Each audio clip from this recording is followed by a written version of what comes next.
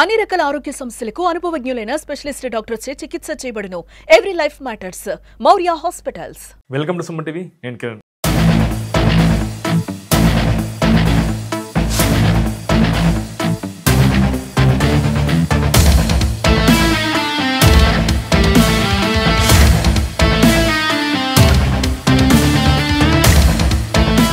ప్రస్తుతం మనం కర్నూలు జిల్లా ఎమ్మినూరు నియోజకవర్గంలో ఉన్నాం.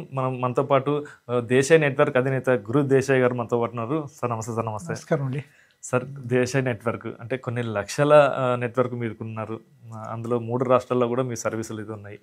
ఇప్పుడు రెండు రాష్ట్రాలు కర్ణాటక, ఆంధ్రప్రదేశ్. ఓకే, 2 రాష్ట్రాల్లో కూడా మీ సర్వీసులు ప్రజలకు అందుబాటులో పెట్టారు. అయితే మీరు రాజకీయాలకి రావడానికి కారణం ఏంటి? టీడీపీలో ఉన్నారు మన నెట్వర్క్, ఇప్పుడు టీడీపీ నుండి మళ్ళీ బయటకు వచ్చి బీజేపీ పార్టీలో చేరారు. ఎలా?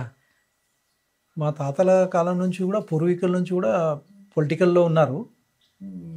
వాళ్ళ ఇన్స్పిరేషన్ వల్ల అట్లే మనం కంటిన్యూ అవుతున్నాం అనమాట. అంటే ఈరోజు నేను ఒక్కడే రాజకీయాల్లో రావడం కాదు, మా తాతల నుంచి రాజకీయాల్లో ఉన్నారు. అప్పటి నుంచి తెలుగుదేశం పార్టీలోనే ఉన్నారు. కొన్ని వ్యక్తిగత కారణాల వల్ల నేను కొద్దిగా బీజేపీలో చేరడం జరిగింది అనమాట ఈ మధ్యకాలంలోనే. ఈ కాలంలోనే మీరు రాజకీయాలు రావడానికి కారణం ఏంటి? నేను రాజకీయాల్లో అప్పటి నుంచి ఉన్నా, కానీ మధ్యలో కొద్దిగా ఒక 8 years బ్యాక్ నేను స్వచ్ఛత సంస్థ పెట్టుకుని కొద్దిగా బిజినెస్ పెట్టుకుని కొద్దిగా అప్పుడు డ్రాప్ అయినా. మన వాళ్ళు ఉన్నారు కదా, మా చిన్న అన్న వాళ్ళంతా అందరు ఉన్నారు కాబట్టి కొద్దిగా నేను సైలెంట్గా ఉండి, న్యూట్రల్గా ఉండి బిజినెస్, యూత్ అసోసియేషన్, కొద్దిగా మామూలుగా సోషల్ యాక్టివిటీస్ చేస్తూ ఉన్నాను. తర్వాత మళ్ళీ ఎలక్షన్లకు ఒక 1 year ముందు మనకు ఈ జయనాశ్వర రెడ్డి గారు, మన పార్టీ వాళ్ళు, మన ఫ్రెండ్స్ ఉన్నారు అందులో, వాళ్ళంతా కలిసి పార్టీలో రండి అంటే, తెలుగుదేశం పార్టీలో బాగుంటుంది, మీలాంటి వాళ్ళు వస్తే కూడా బాగుంటుంది, ఇది పార్టీ కూడా అభివృద్ధి చెందుతుందంటే సర్లే ఓకే అని చెప్పేసి వెళ్ళాం. పార్టీలో వెళ్ళాం, జర్నీ చేసాము. కొన్ని అనివార్య కారణాల వల్ల బయటకు వచ్చేసాం. వచ్చి మళ్ళీ బీజేపీలో ఆహ్వానం వచ్చింది, రండి అంటే బీజేపీలో వెళ్ళాం. అదే బీజేపీ పార్టీ అయినా కానీ ఎన్డీఏ కూటమి కాబట్టి టీడీపీ, బీజేపీ, జనసేన 3 ఒకే పార్టీ. తేడా ఏంది టీడీపీ నుండి బీజేపీ రావడానికి? తేడా అంటే నాకు కనిపించింది ఏమంటే, ఈరోజు తెలుగుదేశం పార్టీ అనేది ఒక స్థానిక పార్టీ, అంటే తెలుగుదేశం కావచ్చు, ఇంకోటి కావచ్చు, కానీ రాష్ట్రానికి సంబంధించింది మాత్రమే. అయినా ఈ భారతీయ జనతా పార్టీ అనేది సెంట్రల్ గవర్నమెంట్, నేషనల్ పార్టీ కాబట్టి కొద్దిగా మంచి క్రమశిక్షణతో ఉన్నది. ఎందుకంటే ఇప్పటికే ఎన్నో సంవత్సరాల నుంచి పార్టీ కొనసాగుతూనే ఉంది. అలా కాకుండా అంటే నా మనసుకి ఎలా వచ్చిందంటే, ఒక తెలుగుదేశం పార్టీలో ఏదైనా అంటే నేను ఏ పదవులకు ఆశించను. ఇప్పుడు ఇంతకుముందు కూడా మనం అన్కండిషనల్గానే పార్టీలో వెళ్ళిపోయాం. అప్పుడు కూడా నేను ఏదే ఆశించలేదు, ఫలానా పదవి ఇస్తేనే నేను పార్టీకి వస్తాననే ఆలోచన లేదు. నా ఉద్దేశం ఏమంటే, ఏ పార్టీలో వెళ్ళినా కూడా ఏదైనా కానీ పార్టీ అనేది మాకు ఒక ప్లాట్ఫామ్ లాంటిది. అంటే మేము చేసే సామాజిక కార్యక్రమాలకి, మళ్ళా ఏదైనా ప్రజా సేవలకు, దానికి నేను యాక్చువల్గా నాకున్న ఇన్కంలో 30-40% దాకా నేను ప్రజాసేవకే యూజ్ చేస్తాను. నాకు అందుకంటే పదవుల గురించి నాకు ఇంట్రెస్ట్ లేదు. కానీ అందులో కన్నా ఈ బీజేపీ పార్టీలో కొద్దిగా ఒక కార్యకర్తగా ఉన్నా కూడా ఒక మంచి పవర్ అనేది కనపడుతుంది. ఎందుకంటే ఒక క్రమశిక్షణమైన పార్టీ. అంటే తెలుగుదేశం పార్టీ క్రమశిక్షణ లేదని నేను చెప్పడం లేదు, కానీ దానికన్నా ఇది బెటర్గా ఉంది అంటే నేను ఈ మధ్య కాలంలో తెలుసుకున్న తర్వాత. అందుకే జనసేనలో కూడా ఆహ్వానం వచ్చింది, వెళ్ళలేదు, అందులో కూడా వెళ్ళలేదు. మళ్ళీ వైసీపీలో కూడా వచ్చింది. ఎప్పుడైతే రాజీనామా చేసామో అప్పటి నుంచి ఫోన్లు వచ్చాయి. కానీ నేను చూస్ చేసుకున్నది ఇది కరెక్ట్గా, అంటే మనకు తగ్గట్టుగా, అంటే మన సిద్ధాంతాలకు తగ్గట్టుగా ఈ పార్టీ మనకు మంచిగా మనకు సెట్ అవుతుంది అనే ఉద్దేశంతో ఈ పార్టీలో జాయిన్ అయ్యాము. కానీ నేను చాలా హ్యాపీగా ఫీల్ అవుతున్నాను. ఒక భారతీయ జనతా పార్టీలో ఒక కార్యకర్త అయినా కూడా నేను ఎంతో హ్యాపీగా ఫీల్ అవుతున్నాను. ఈ పార్టీలో చేరడం వల్ల నేను చాలా హ్యాపీగా ఫీల్ అవుతున్నాను. అయితే మీరు అవినీతి జరిగితే దాన్ని సమర్థించారు అని చెప్పి విన్నాను. దీనిలో టీడీపీలో అలాంటివి జరగబట్టి చూడబట్టే బయటకు వచ్చారని చెప్పి తెలుస్తుంది. దీన్ని ఎలా చెప్పచ్చు? అంటే ఇదేం లేదు, ప్రతి పార్టీలోనూ మామూలు కామనే. ఇప్పుడు డబ్బు పెడతారు, డబ్బు సంపాదించుకుంటారు అనేది కామనే. నేనేమంటా అంటే, ప్రజలకి పూర్తిగా అబ్నార్మల్గా ఏది కనపడకూడదు అంట. అంటే అబ్నార్మల్గా మనం చేసే యాక్టివిటీస్ ఏదైనా కానీ అబ్నార్మల్గా కనపడకూడదు. ఈరోజు రాజకీయాలు అంటేనే కుతంత్రాలతో కూడుకునేది, అందరికీ తెలుసు, నేను ఓపెన్గా చెప్తా. కాబట్టి నా వరకు అయితే నేను ఏదైనా ఖండిస్తాను. ఏ పార్టీలో ఉన్నా కూడా నేను అవినీతిని సపోర్ట్ చేయను. రీసెంట్గా మీ నందవరం ఇక్కడేనే జనసేన పార్టీ వాళ్ళు లిక్కర్ బెల్ట్ షాప్ పెడితే కూడా మీరు దాన్ని పట్టించారంట. దీన్ని కూడా మీ మీద వ్యతిరేకత ఉందని విన్నా. కామనే కదండి, ఇప్పుడు పార్టీలో ఆయన ఒక జనసేన నాయకుడు, మరి జనసేన అనేది ఒక బ్రాండ్. నాకు తెలిసి అది కూడా ఒక అవినీతికి సింహ స్వప్నంలా ఉండే పార్టీ. అంటే పవన్ కళ్యాణ్ గారు కూడా మంచి ఎక్సలెంట్, ఆయన దీంట్లో కూడా బాగా ఆయన మాట తీరు అది నాకు కూడా నచ్చింది. కానీ అలాంటి పార్టీలో ఉండి మరి ఈ బెల్ట్ షాపులు అమ్ముకోవడం, ముఖ్యంగా ఆయన ఎమ్మెల్యే గారి పేరు చెప్పారు. నేను ఎమ్మెల్యే గారు పర్మిషన్ తీసుకునే అమ్ముతున్నాను, అది నాకు నచ్చలేదు. అనవసరంగా మీరు ఎమ్మెల్యే స్థాయిలో మీరు బ్లేమ్ చేయడం నచ్చలేదు. మన వాళ్ళతో అన్నారు, ఇవన్నీ అన్నందుకు. కానీ ఇంకోటి, మన ఊర్లో అలాంటివి నచ్చదు. ఆడవాళ్ళు, లేడీస్ కూడా, మహిళలు కూడా. ఇప్పుడు అదే బ్రాందీ షాప్ ఉందనుకోండి, వైన్ షాప్ ఉంది, 10 o'clock ఓపెన్ చేస్తారు. ఇది బెల్ట్ షాపు, పొద్దున్న 5 గంటలకే 4 గంటలకే తెరుచుకొని కూర్చుంటారు. అది కాక పబ్లిక్గా ఒక ఎంఆర్ఓ ఆఫీస్ ఉంది, ఒక ఫస్ట్ క్లాస్ మెజిస్ట్రేట్ ఉన్నది, మళ్ళీ పోలీస్ స్టేషన్ ఉన్న మండల హెడ్ క్వార్టర్లో పెట్టడం నాకు నచ్చలేదు. అంటే ప్రజలు కూడా చాలా తీవ్రంగా దాన్ని ఖండించారు. కాబట్టి నేను డైరెక్ట్గా, అంటే ఎవరైతే జనసేన పార్టీకి చెందిన వ్యక్తి చెప్తున్నారో జనసేన పార్టీలో లేడు అని చెప్పేసి కూడా వాళ్ళు పార్టీ తరఫున కూడా కొంచెం క్లారిటీ ఇవ్వడం జరిగింది. దీన్ని ఎలా చూడొచ్చు? చెప్తున్నారు కదా, ఆయన నేను మండలాధ్యక్షుడు అని చెప్పుకుంటున్నారు. ఆయన ఎల్లప్ప గారు మండలాధ్యక్షుడు అని చెప్పుకుంటున్నారు. నాతో పాటు ఉన్నారు, ఎలక్షన్లో కూడా నాతో పాటు ఉన్నారు, మేము జర్నీ చేశాం. లేదు పక్కన పెట్టినాము అని చెప్పేసి అయితే వార్తలు వచ్చినాయి. అది ఏమో వాళ్ళ ఇంటర్నల్ నాకు తెలియదు, వాళ్ళ పార్టీ గురించి నాకు తెలియదు. కానీ జనసేనలో ఉన్నారు ఆయన. ఇప్పుడు ఎక్కడ ఉన్నారో తెలియదు, ఇప్పుడు కూడా కనపడుతుంటుంది పేపర్లో జనసేన అని చెప్పేసి, పేపర్లో వస్తుంటుంది, వార్తలు చూస్తుంటాం కదా. ఓకే, ఇప్పుడు భారతీయ జనతా పార్టీలో చేరారు, మీకు ఎలా అనిపిస్తుంది? ఇప్పుడైతే బాగుంది అంటున్నారు. అంటే ఇప్పుడు పార్టీలో మీరు ఏం కార్యక్రమాలు చేయాలనుకుంటున్నారు? పార్టీలో చాలామంది, నేను అనుకున్నది ఏమంటే, ఏదైనా కానీ రాజకీయాల్లో యువత రావాలండి. ఎప్పుడైతే యువత వస్తుందో ఇలాంటివి ఉండదు. అంటే ఈ అవినీతి కార్యక్రమాలు ఇలాంటివి కొద్దిగా ఏజ్డ్ పర్సన్స్ అయితే, అంటే ఓల్డ్ ఏజ్లో ఉన్న వాళ్ళు కొద్దిగా అన్ని రకాలుగా సర్దుమణిగిపోతారు. అంటే వాళ్ళకు కూడా ఇంట్రెస్ట్ ఉండదు, అయినా కూడా వాళ్ళు సర్దుకునే ధోరణి ఉంటుంది, అంటే కాంప్రమైజేషన్ ఉంటుంది. కానీ ఒక యువతలో మాత్రం ఆ కాంప్రమైజేషన్ ఉండదు. ఖచ్చితంగా పోరాడే తత్వం ఉంటుంది, ప్రశ్నించే తత్వం ఉంటుంది. కాబట్టి యువతను బాగా పార్టీలో జాయిన్ చేయించాలనే ఉద్దేశం నాకుంది. కానీ ఒక క్రమశిక్షణ కలిగిన పార్టీ అంటే భారతీయ జనతా పార్టీ ఒకటే. మన దేశంలో నేను బాగా అర్థం చేసుకున్న ఒక విషయం అంటే అవగాహన, ఇవన్నీ చూస్తే భారతీయ జనతా పార్టీ ఒక మంచి క్రమశిక్షణ కలది, ఒక బాధ్యతాయుతంగా పనిచేస్తుంది. అంటే ఒక రాజకీయ కోణంలో కాకుండా అన్ని కులాలకు, అన్ని మతాలకు సరైన న్యాయం చేసే పార్టీ ఏదైనా ఉందంటే మన దేశంలో అది భారతీయ జనతా పార్టీ ఒకటే అని నేను నమ్ముతున్నాను. ఓకే, మీ నెట్వర్క్ అయితే మంత్రాలయం సైడ్ కానీ ఇటు కర్ణాటక సైడ్ పెట్టారు, ఎందుకు ఎమ్మినూరుకి ఎందుకు రాలేకపోతున్నారు మీ నెట్వర్క్? ఎమ్మినూరులో కూడా రీసెంట్గా వేసాం కదా, దాదాపుగా 7,000 కనెక్టివిటీ రన్ అవుతుంది ఎమ్మినూరులో. దాదాపు కూడా ఉంది. ఎమ్మినూరు పల్లెలు దాదాపు 18 పల్లెలకి ఇచ్చాం ఎమ్మినూరు మండలం. గతంలో ఎమ్మినూరుకి వచ్చినా కూడా అది మిమ్మల్ని రానికపోవడానికి శక్తులు అలాంటిది ఏం లేదు. కామన్గా ఇప్పుడు కాంపిటీషన్ ఉంటుంది, ఇప్పుడు ఒకరు వస్తే మళ్ళీ ఇబ్బంది అనే వాతావరణాలు ఉంటాయి. ఇప్పుడు ప్రతి రాజకీయంగా కూడా మిమ్మల్ని ఇబ్బంది పెట్టారని చెప్పి విన్నా. రాజకీయంగా ఏం లేదండి, రాజకీయంగా నేను అట్లాంటివన్నీ పట్టించుకోను. నాకు అవన్నీ, నేను చిన్నప్పటి నుంచి, అంటే అందరూ ఏమనుకుంటున్నారో రాయల్ ఫ్యామిలీ బాగా, అంటే పుట్టినప్పటి నుంచే బాగా మంచి ధనవంతుడుగా ఉన్నాడు అది అనుకుంటారు. కానీ నేను అలా లేను. నేను చిన్నప్పటి నుంచి కష్టపడి పైకి వచ్చినాండి. ఎలా సంపాదించారు ఇన్ని లక్షల ఆస్తులు? ఎలా అంటే మామూలుగా లీగల్గానే సంపాదించాం, ధర్మంగానే సంపాదించాం. ఎక్కడ నా గురించి ఎక్కడ ఒక మచ్చ లేదు. ఈరోజు నేను అందరికీ ఛాలెంజ్ చేస్తాను. చాలామంది అనుకుంటున్నారు, ఇప్పుడు మొన్న కూడా నిన్న రీసెంట్గా ఒక 2 రోజుల ముందు ఒక న్యూస్ విన్నాను. బీజేపీ పార్టీలో, నేషనల్ పార్టీలో జాయిన్ అవ్వడానికి కారణం ఈయన బిజినెస్ చేస్తున్నాడు, ఆ బిజినెస్లో ఏదో అవకతవకలు చేసి ఉంటాడు, ఆ కాపాడుకోవడానికే బీజేపీలో జాయిన్ అయినాడు అని అంటారు. అయ్యా మూర్ఖంగా నేను కూడా మాట్లాడవచ్చు ఇలాంటివి. నేను దాదాపుగా 30 సంవత్సరాల నుంచి బిజినెస్ చేస్తున్నాను. మరి 30 సంవత్సరాల నుంచి బీజేపీ పార్టీ లేదా? చెప్పండి, 30 సంవత్సరాల నుంచి బీజేపీ పార్టీ లేదా? ఈరోజు నా ఎడిటర్ నంబర్ ఇస్తాను, ఈరోజు మీరు అంటే మీరు అన్నారు 30 సంవత్సరాలు లేదు, మరి 30 సంవత్సరాలు అంటే మీకు బీజేపీ పార్టీ కనిపించలేదు, ఇప్పుడు ఎందుకు చేయన్నారు? ఇచ్చింది స్థానిక పార్టీ, మన తాత ముత్తాతల గారి నుంచి తెలుగుదేశం పార్టీలో ఉన్నారు, మనం దాన్ని ఎన్నుకున్నాం, అప్పటి నుంచి దాంట్లోనే ఉన్నాం.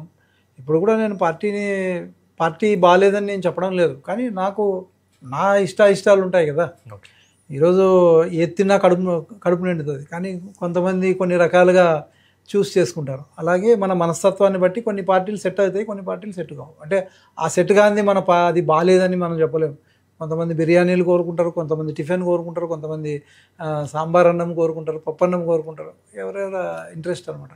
పార్టీలో కూడా కొన్ని మనస్తత్వానికి అంటే మన సిద్ధాంతాలకు తగ్గట్టుగా ఈ పార్టీ మాకు నచ్చిందనే ఉద్దేశంతో నేను గ్యాదర్ చేశాను. నేను పార్టీ రాజీనామా చేయకముందు కూడా కొంత పార్టీ గురించి నేను విన్నాను, ఇలాంటి పార్టీ మాకు సెట్ అవుతుందని ఉద్దేశం. కానీ కొంతమంది వేరే రకంగా బిజినెస్ ఉంది కదా. ఇప్పుడు నా దగ్గర ఏది అవినీతికి సంబంధించిన మచ్చ ఏది లేదు, నేను పుట్టినప్పటి నుంచి నా గురించి ఏ మచ్చ లేదు. మరి మామూలుగా నాకు నచ్చని వాళ్ళు రాజకీయాల్లో మరి బిజినెస్ కోసం వెళ్ళాడు, ఆయన వ్యాపారాన్ని కాపాడుకోవడానికి వెళ్ళాడు అనే మాట మాట్లాడతారు. అవన్నీ మామూలు, తప్పదు రాజకీయాల్లో. ఇప్పుడు నేను కూడా ఒకటి చెప్తాను, కాయలున్న చెట్టుకే రాళ్ళేట్లంట. మామూలుగా ఉన్న చెట్టుకి ఎవడు కొట్టడు, అది కాయ ఉంటేనే కొడతారన్నమాట. అట్లా నేను కూడా ఫీల్ అవుతాను. కానీ అన్నా నాకు తప్పులేదు దాంట్లో, ఎందుకంటే నేను ఒక వైట్ పేపర్లో ఉన్నా, నా మనస్తత్వం ఒక వైట్ పేపర్లో ఉంది. నాకు తెలిసిన వాళ్ళందరికీ తెలుసు నేను ఎలాంటి వాడినో, నా సుపరిచితులందరికీ తెలుసు నేను ఎంత నిజాయితీగా ఉంటానో, నేను ఏం మాట్లాడతానో. ఈరోజు నా లెక్కలు, పత్రాలు, నా ఆడిట్ అన్నీ చూపిస్తాను. ఎవరైనా ఛాలెంజ్ చేస్తే నేను మామూలుగా డెబిట్ కూడా రెడీగా ఉంటాను. అంతా అంటే ఒక నిజాయితీకి ఉన్న పవర్ అలాంటిది. అంటే నేనని కాదు, ఎవరైనా కానీ మీరు కూడా నిజాయితీగా ఉండండి, దాని పవరే వేరు. భయపడాల్సిన అవసరం లేదు. మనం మంచిగా ఒక మంచి మార్గంలో నడుస్తున్నప్పుడు మనం ఎవరికి భయపడాల్సిన అవసరం లేదు. అలాగే కంటిన్యూ చేస్తున్నాం. పార్టీలో కూడా అంతే, ఏ పార్టీకి వెళ్ళినా కూడా మనం అదే సిద్ధాంతాలతో ఉంటాం, కానీ సిద్ధాంతాలు మారవు. ఓకే, మీరు రాజకీయ పార్టీలో జరిగే భారతీయ జనతా పార్టీ, ఇప్పుడు మీరు నందవరం మండలమే కాకుండా యమునో నియోజకవర్గం మొత్తం మీరు తిరిగే ఏమైనా ప్లాన్ ఏర్పాటు చేసుకున్నారా? ఓన్లీ మండలంకి పరిమితం కాకుండా. అలా అని కాదు, ఇప్పుడు పార్టీ పెద్దలు, భారతీయ జనతా పార్టీ యొక్క పెద్దలు వాళ్ళు ఎలా నిర్ణయిస్తే అలా ఏ బాధ్యత ఇచ్చినా నేను వెనక్కి రాను. నేను గట్టిగానే, అంటే నా బాధ్యతాయుతంగా తీసుకుని నేను రెస్పాన్సిబిలిటీగా ఫీల్ అయ్యి నేను వాళ్ళు ఇచ్చిన బాధ్యతలు నేను నెరవేర్చడానికి 100% కృషి చేస్తాను. అంటే పార్టీకి ఎవరు వచ్చినా కానీ ఏదో ఒక పదవి దక్కుతుంది, ఎవరో ఒకరిని గుర్తిస్తారని చెప్పేసి ఆలోచన ఉంటుంది. మీకు ఆ ఆలోచన ఏమన్నా ఉంది? నేను చెప్పాను కదండి, ఇప్పటివరకు నేను తెలుగుదేశం పార్టీలో ఉన్నాను, దాదాపుగా మా తాత ముత్తాతల కాలం నుంచి ఉన్నాము. మరి నాకు ఏ పదవి ఇచ్చారు చెప్పండి? నేను పదవి ఆశించి వెళ్ళలేదు. ప్రజల సమస్య కోసం, ప్రజల కోసం వెళ్తున్నాం. అంటే ఒక పార్టీలో చేరితే మనకు అదొక పార్టీకి ఒక మనం ప్లాట్ఫారంలో యూజ్ చేసుకోవాలి. అంటే మనం ఊరికే ఇండిపెండెంట్గా వెళ్తే ప్రజలు మమ్మల్ని అంతగా పట్టించుకోరు. చూశాను, అట్లా కూడా వెళ్ళాను. కానీ పార్టీ ఉంటే పార్టీ యొక్క అండదండలు కూడా ఉంటాయనే ఉద్దేశంతో నేను పార్టీకి వెళ్ళడం జరిగింది. రాజకీయ పార్టీ నాయకులు చాలామంది కూడా చాలా పదవులు కానీ పార్టీ కీలక పదవులు ఇస్తుంటారు. అయితే మీరు నిజాయితీగా ఉన్నారంటున్నారు కదా, ఏదో ఒక కీలక బాధ్యతలు మీకు అప్పచెప్తారని చెప్పేసి ఏమన్నా ఒక చిన్న ఇది ఉంటుంది కదా మీకు కూడా ఆశ? ఆశ అంటే ప్రతి మనిషికి ఆశ ఉంటుంది, కానీ నేను ఇచ్చిన సంతోషమే ఈకున్న సంతోషం. అంటే నేను మామూలుగా పదవి ఉన్నా ఒకే సిద్ధాంతంతో ఉంటాను, పదవి లేకపోయినా ఒకే సిద్ధాంతంతో ఉంటాను. నా సిద్ధాంతాలతో మార్పు ఉండదు, నా మనస్తత్వంతో మార్పు ఉండదు. మా ఏ పార్టీలో వెళ్ళినా కూడా అంతే, స్ట్రైట్గా వెళ్ళిపోవడమే. ఎక్కడ అవినీతి జరుగుతుందని నాకు తెలిస్తే దాన్ని ఖండించడమే నా లక్ష్యం. అంటే ఇప్పుడు బీజేపీ పార్టీలో కూడా అవినీతి జరిగితే కూడా ఖండిస్తారా? అవినీతి జరిగితే ఖండిస్తాం, కానీ జరగదు కదా, ఎక్కడ చూడలేదు ఇంతవరకు, అయింది రుజువు కాలేదు కదా. నాయకులు ఉంటారు, ఎక్కడో ఒక చోట ఉండొచ్చు, తప్పదు. మనకు సంబంధించినంత వరకు ఏవో వేరే రాష్ట్రాల్లో ఉండొచ్చు, కానీ ఈ రాష్ట్రంలో జరగలేదని నాకు తెలుసు. ఇప్పుడు మీరు ఎమ్మెల్యే నియోజకవర్గంలో మీ గోల్ ఏంటి? రాజకీయంగా ఏం చేయాలనుకుంటున్నారు? ఏం లేదండి, మన గోల్ ఒకటే, అవినీతి నిర్మూలన. ఎక్కడికి వెళ్ళినా మన ఒకటే. సాధ్యమవుతుంది అంటారా మీరు చెప్పేది? సాధ్యమవుతుంది అంటారా? ఇప్పుడు ఒకటి చూడండి, మనము ఫస్ట్లో మనం ఎలా వెళ్ళేవాళ్ళం, ఫస్ట్లో మనం మామూలుగా వెళ్ళాలంటే ఏదో పావురాలతో మనం సమాచారం అందించేవాళ్ళం. మరి ఇప్పుడు జనరేషన్ మారుతూ ఉంది. ఈరోజు మనం విదేశాలతో పోల్చుకుంటే మన దేశం చాలా ఒక మంచి అభివృద్ధి బాటలో నడిచిందంటే ఫైనాన్షియల్గా కూడా ఆర్థిక పరంగా కూడా 4వ స్థానంలో ఉంది ప్రపంచంలో. మన దేశం 4వ స్థానం ఉందంటే దానికి కారణం మోడీ గారు, మన గౌరవనీయులు ప్రధానమంత్రి అయినటువంటి మోడీ గారు. మరి ఈరోజు మన భారతదేశాన్ని ప్రపంచ దేశాలు మన భారతదేశం వైపు చూసే విధంగా, అంటే ఒక గొప్ప దేశంగా తీర్చిదిద్దడంలో ఆయన చాలా కృషి చేశారు. ఆయన ఆశయాలు నచ్చే, యాక్చువల్లీ చెప్పాలంటే ఆయన ఆశయాలు నచ్చి నేను ఈ పార్టీలో రావడం జరిగింది. అలాగే కొంతమంది ఇందులో కూడా చాలామంది చాలా స్ట్రిక్ట్గా ఉంటారు. నేను విన్నది ఏమంటే, ఈరోజు ఏదైనా కార్యకలాపాలకు వెళ్ళినా కూడా, బీజేపీకి సంబంధించిన కార్యకలాపాలు వెళ్ళినా కూడా వాళ్ళ క్యారియర్లు, అంటే కార్యకర్తలు వాళ్ళ క్యారియర్లు తెచ్చుకుని వచ్చి అక్కడ తిని వెళ్తారంట. అంటే ఎవడో ఏదో పెడతాడు, ఎవడో ఏదో చేస్తాడు అనే ఉద్దేశం కాకుండా తాను స్వతంత్రంగా, అంటే వాళ్ళ క్యారియర్లు కూడా వాళ్ళు తెచ్చుకుని తినేది నేను చూడలేదు, ఏ పార్టీలో చూడలేదు. అంత సిస్టమేటిక్గా ఉందంటే నేను హ్యాట్స్ ఆఫ్ చేయాలి అలాంటి పార్టీని. ఓకే, ఎమ్మిగనూరు నియోజకవర్గంలో మీరు చాలా ఏళ్ళని చూస్తుంటారు. ఇక్కడ సమస్యలు ఎలాంటివి ఉన్నాయి, ఏం సమస్యను తీర్చే మీరు దిశగా ముందుకెళ్తారు? ఒకటే సిద్ధాంతమే, ఒకటే నైజమే. మీరు తిప్పి అడిగినా కూడా, ఎన్నిసార్లు అడిగినా ఒకటే నైజమే. ఈరోజు చాప కింద నీరులా అవినీతి వెళ్ళిపోతుంది. దాన్ని అది ఒక స్టేజ్ దాన్ని తీసుకురావాలి అంటే, అవినీతిని నిర్మూలించాలంటే ఒక యువతతోనే సాధ్యం. మరి స్వామి వివేకానంద గారు ఒక మాట అన్నారు, నాకు 100 మంది యువతను ఇవ్వండి, నేను దేశాన్ని మార్చి చూపిస్తా అన్నా. నేను కూడా అదే ఇన్స్పిరేషన్తో, ఆయన ఇన్స్పిరేషన్తోనే ముందుకెళ్తున్నా, యువతను పట్టుకునే వెళ్తున్నాను. అంటే అవినీతి నిర్మూలన కాకుండా ప్రజలకు ఏదో ఒక సమస్యలు ఉంటాయి కదా, చాలా సమస్యలు ఉంటాయి. ఆ సమస్యలు వచ్చేదంతా అవినీతి వల్లే కదా. ఈరోజు లంచం అడగడం వల్ల, లేకపోతే మీ ఒక రైతు నా పొలాన్ని మీకు మ్యూటేషన్ చేయడం వల్ల, ఇలాంటివి రెవెన్యూ కార్యాలు జరుగుతున్నాయి. అలాంటివి జరగకుండా మా దృష్టికి వస్తే మాత్రం మా యూత్ అసోసియేషన్ ఉంది, ఇప్పుడు పార్టీ కూడా మాకు బాగా ఫుల్గా సపోర్ట్ చేస్తుంది, భారతీయ జనతా పార్టీ కూడా బాగా సపోర్ట్ చేస్తుంది. కాబట్టి అలాంటివి ఏమన్నా మా దృష్టికి వస్తే ఖచ్చితంగా మేము అది ఖండించి వాళ్ళకి న్యాయం జరిగేలా చూస్తాం. ఇంకోటి, మేము ఈ పార్టీలో కూడా చాలా కొన్ని కార్యక్రమాలు చేయాలనుకుంటాం. అంటే కొత్తగా ఇప్పుడు అధికార వర్గము, అధికారులే గ్రేవియన్స్ నిర్వహిస్తున్నారు. అలా కాకుండా మేము కూడా పార్టీ పెద్దలను అడిగి ఒక నియోజకవర్గం వారీగా ఒక గ్రేవియన్స్, అంటే సమస్యల పరిష్కారానికి ఒక వారానికి ఒకసారో 10 రోజులకు ఒకసారో అట్లా గ్రేవియన్స్ పెట్టి వాళ్ళని ఏదైతే క్లిష్టమైన పరిస్థితులు, అంటే సమస్యలు ఉన్నాయి, అలాంటి సమస్యలని ముందుగా పరిష్కరించడానికి అధికారులకు వినియోగించుకుని, అధికారులకు లిస్ట్ ఇచ్చి, ఇవి జెన్యూన్గా ఉంటే వాటిని న్యాయపరంగా ఉంటే చేయండి అని చెప్పేసి ఆఫీసుల చుట్టూ తిరిగి వాళ్ళకి, రైతులకు కానివ్వండి, ప్రజలకు కానివ్వండి, సేవ చేయాలని చెప్పేసి, అంటే భారతీయ జనతా పార్టీ తరఫున చేయాలని చెప్పేసి నేను ఒక ఆలోచన ఉంది. పెద్దల దగ్గర తీసుకెళ్తున్నాం, అది పార్టీ పెద్దల దగ్గర తీసుకెళ్ళి, అంటే ఒక అధికారులే చేయాల్సిన అవసరం లేదు, ఒక అధికార పార్టీకి సంబంధించిన వాళ్ళే చేయాల్సిన అవసరం లేదు, మనం కూడా చేద్దాం. వచ్చినా రాని 5 మంది రానివ్వండి, 10 మంది రానివ్వండి, మనం కూడా ఒక గ్రేవియన్స్ పెట్టుకుని అందరూ పెద్దలు కలిసి ఈ ఆలోచనతో కొంతమంది కలిసి చేసుకుంటాం. మేము, దయాసాగర్ గారు వీళ్ళంతా మాట్లాడుకున్నాము. చూద్దాం ముందు ఎట్లా అవుతుందో అది. చివరిగా చెప్పండి, మీరు నిజాయితీగా ఒక ప్రశ్న అడుగుతా చెప్పండి. ఇప్పుడు కూటమిగా ఉన్న ఎమ్మెల్యే జైనాష్ రెడ్డి పాలన ఎలాగుంది? నో కామెంట్స్ అండి. మేము మా పార్టీలో లేము కాబట్టి ఇప్పుడు ఏం చెప్పలేము. కూటమిగా ఆయనకు సపోర్ట్ చేస్తాం. నో కామెంట్ అంటే అర్థం కాలే నాకు. నో కామెంట్స్, ఆయన పార్టీలో మేము లేము. పరిపాలన బాగుందే అంతే, నో కామెంట్స్ అని చెప్తున్నాం కదా. ఆయనకి సపోర్ట్ చేస్తాం, కూటమి ప్రభుత్వంలో ఉన్నాం కాబట్టి సపోర్ట్ చేస్తాం. ఓకే, ఇదండి దేశాయ్ గారు చెప్పేది. అయితే ఏదైనా కానీ ప్రజలకి డెవలప్మెంట్ కానీ ప్రజలు బాగుండాలంటే అవినీతి నిర్మూలన అయితే తప్పదు అని చెప్పేసి చెప్తున్నా. అవినీతి నిర్మూలన కోసం నేను దేనికైనా ఎవరినైనా ఎదిరించేకి ముందుంటానని చెప్పేసి చెప్తున్నాను. కెమెరా పర్సన్ నావతో కిరణ్, సుమన్ టీవీ, ఎమ్మిగనూరు, కర్నూలు జిల్లా.